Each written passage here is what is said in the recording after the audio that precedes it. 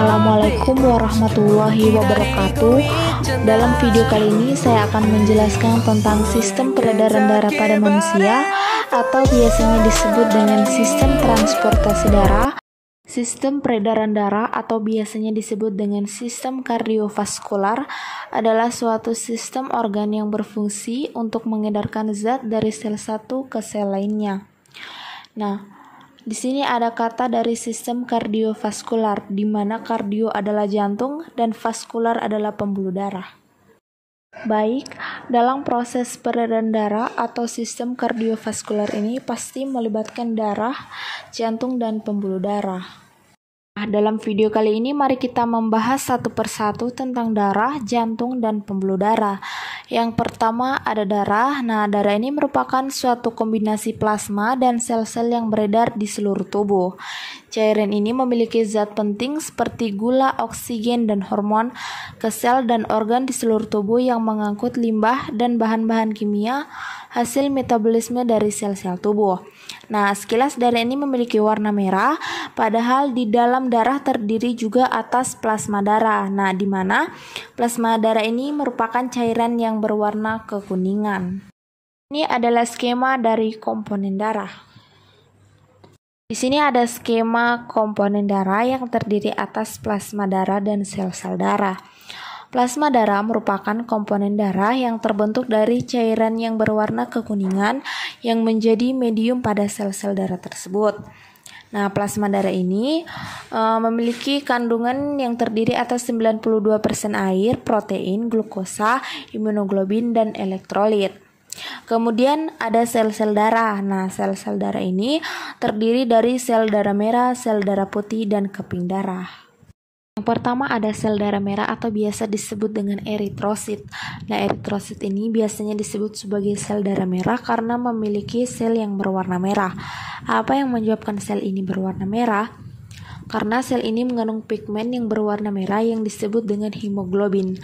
Memiliki banyak varian warna merah, ada yang berwarna merah pucat dan ada juga yang berwarna merah terang.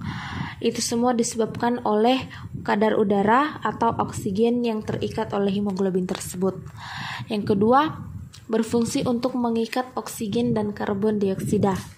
Yang ketiga, jumlah normal sel darah merah pada tubuh manusia adalah 4-5 juta sel atau milimeter per kubik pada wanita dan 5-6 juta sel atau milimeter per kubik pada seorang pria.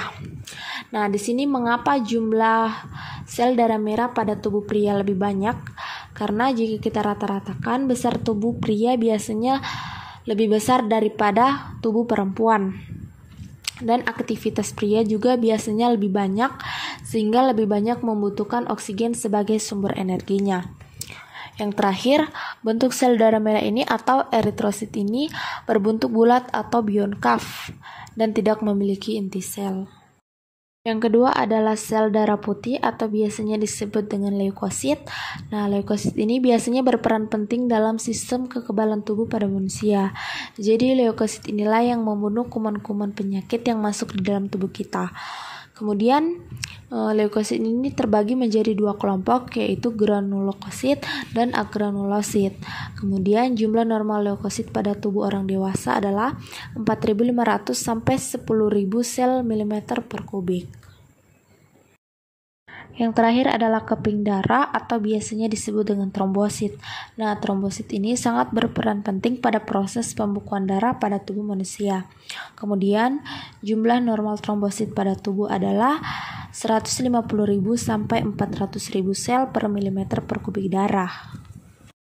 Yang kedua di sini ada jantung. Nah, jantung ini merupakan organ vital yang berfungsi sebagai pemompa darah untuk memenuhi kebutuhan oksigen dan nutrisi ke seluruh tubuh. Jantung juga menyediakan dan mengalirkan oksigen darah ke seluruh tubuh, serta membersihkan tubuh dari hasil metabolisme, yaitu karbon dioksida. Nah, mengingat tentang fungsi jantung tersebut, yaitu sebagai pemompa darah ke seluruh tubuh, dalam proses tersebut darah harus melewati beberapa ruangan pada daerah jantung. Di antaranya adalah serambi kanan atau biasanya disebut dengan atrium dexter. Kemudian darah melewati bilik kanan yang biasanya disebut dengan ventricle dexter. Kemudian ke serambi kiri atau biasanya yang disebut dengan atrium sinister. Kemudian yang terakhir ke bilik kiri yang biasanya disebut vertical sinister. Nah, jantung di sebelah kanan ini berisi darah kotor yang kaya dengan CO2 dan jantung yang sebelah kiri berisi darah yang kaya dengan oksigen atau dengan O2.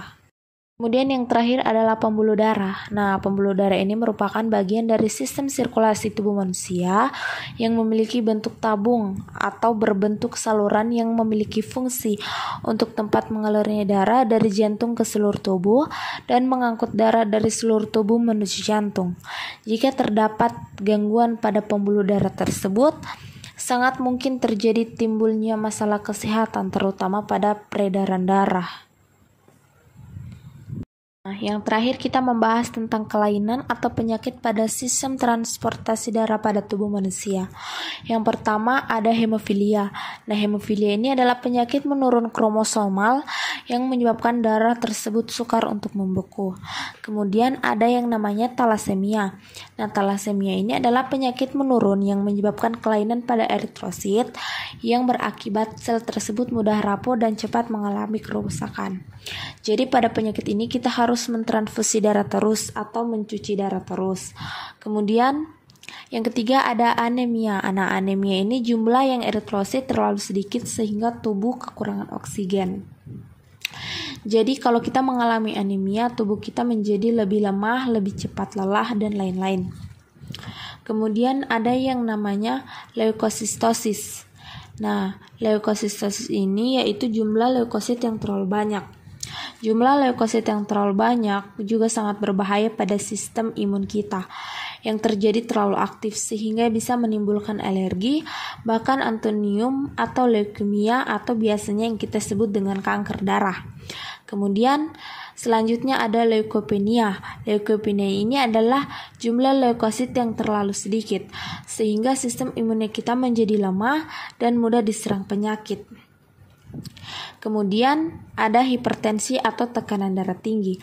Nah, tekanan darah tinggi ini biasanya bisa diakibatkan stroke atau pecahnya pembuluh darah. Kemudian ada hipotensi atau tekanan darah.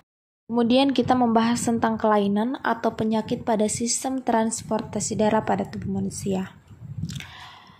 Nah, yang pertama ada penyakit yang namanya hemofilia. Nah, hemofilia ini adalah penyakit menurun yang kromosomal yang dapat menyebabkan darah sekar membeku.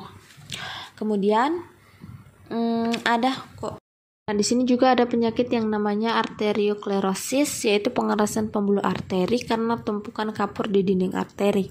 Kemudian ada juga yang disebut dengan aterosklerosis atau pengerasan pembuluh arteri karena tumpukan lemak atau kolesterol di dinding arteri. Kemudian juga ada hemoroid. Nah, hemoroid ini adalah pelebaran pembuluh darah vena di bagian kaki atau biasanya yang kita sebut dengan varises. Nah, yang terakhir di sini ada